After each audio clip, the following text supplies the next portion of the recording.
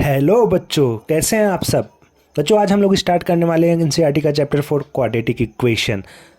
इस वीडियो में हम बस इतना देखेंगे कि चारों एक्सरसाइज मतलब 4.1, 4.2, 4.3 और 4.4 में कौन कौन से कंसेप्ट यूज हुए हैं। तो बच्चों चलिए जान लेते हैं व्हाट इज इक्वेशन। बच्चों क्वाड्रेटिक इक्वेशन समझने से पहले हमें ये पता होना चाहिए कि इक्वेशन किसे कहते हैं।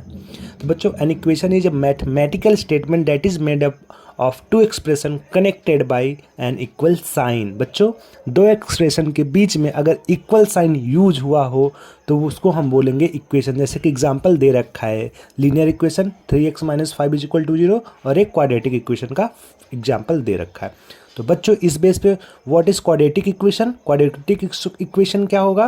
तो क्वाड्रेटिक इक्वेशन कैन बी, बच्चों याद रखना हमने पढ़ा था पिछले चैप्टर में, क्वाड्रेटिक इक्वेशन वो इक्वेशन होता है जिसकी डिग्री 2 हो, मतलब वो पॉलिनोमियल जिसकी डिग्री 2 हो उसे हम बोलते हैं quadratic equation. For example ax² + bx + c = 0, जहाँ पे a and b and c क्या है? नंबर्स हैं और x क्या है? अननोन, जिसको हम वेरिएबल बोलते हैं। बच्चों ये है जनरल रिप्रेजेंटेशन एक क्वाड्रेटिक इक्वेशन का। बच्चों याद रखना हमें इस चैप्टर में इसी फॉर्मेट या इसी रिप्रेजेंटेशन से डील करना है। ठीक है बच्चों, इतना आप लोग एकदम नोट कर लो।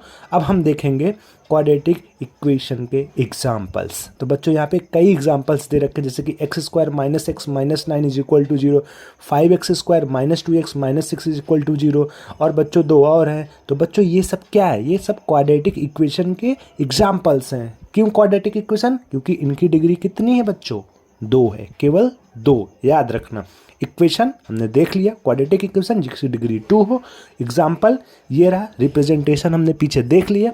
अब बच्चों हम चलते हैं कैसे कैसे हम क्या क्या मेथड यूज करके क्वाड्रेटिक इक्वेशन के सॉल्यूशन को हम सॉल्व कर सकते हैं या उनके जीरोज हम फाइंड कर सकते हैं। तो पहला है फैक्टराइजेशन, सेकेंड है कंप्लीटिंग द स्क्वायर, थर्ड है यूजिंग क्वाड्रेटिक फार्मूला, 4 है बच्चों टेकिंग द स्क्वायर रूट।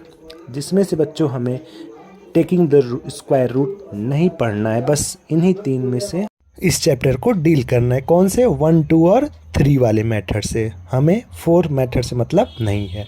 तो बच्चों हम एक्सरसाइज 4.1 में कौन सा कॉन्सेप्ट यूज हुआ है? बच्चों हमें बस इसमें इतना ही चेक करना है कि गिवन इक्वेशन यानी कि क्वेश्चन दे रखा रहेगा, उसमें हमें चेक करना है वो क्वाड्रेटिक इक्वेशन है कि नहीं है। बच्चों हमें चेक कैसे करना पड़ेगा?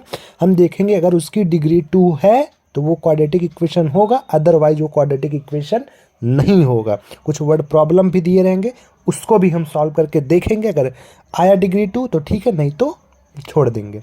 बच्चों 4.2 में कौन सा कॉन्सेप्ट यूज हुआ है? बच्चों 4.2 में हमें हर इक्वेशन का रूट फाइंड करना है, और रूट फाइंड करने का पहला मेथड हम 4.2 में यूज करेंगे जो कि है फैक्टराइजेशन। जी हाँ बच्चों, फैक्टराइजेशन ही हमारे 4.2 वाले कॉन्सेप्ट में यूज हुआ है। अगेन इसमें वर्ड प्रॉब्लम्स आपको मिलेंगे, उससे हमें डील करना पड़ेगा। बच्चों मेहनत बहुत करना पड़ेगा।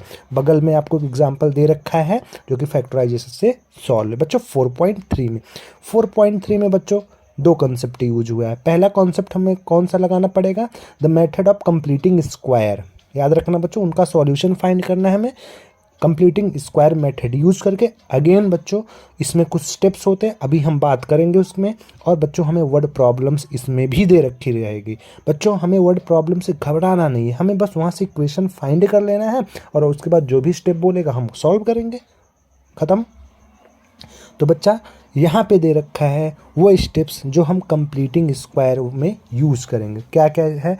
पहला है बच्चों हम इक्वेशन में c को राइट साइड ले जाएंगे इक्वल। अगेन बच्चों हम x² के कॉफिशिएंट को, पहले हम x² को यूनिक बनाएंगे, मतलब x² का कॉफिशिएंट 1 होना चाहिए।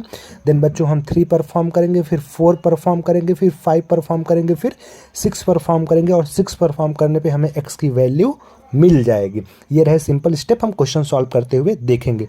और बच्चों 4.3 में जो नेक्स्ट कॉन्सेप्ट है वो है क्वाड्रेटिक फार्मूला का यूज़। वो क्या होता है बच्चों? x = -b ± B square minus 4ac upon 2a। बच्चों हम इसका यूज़ करेंगे, इसी को बोला जाता है क्वाड्रेटिक फार्मूला। बच्चों बहुत यूज़फुल फार्मूला है, इससे बोर्ड में आपका एक ना एक क्वेश्चन जरूर आना है, तो इसको आप लोग बहुत बेहतरीनी से समझिए। बच्चों आप लोग बस इतना जान लो, हम चैप्टर सॉल्व करते समय सारे कॉन्सेप्ट को देख लेंगे।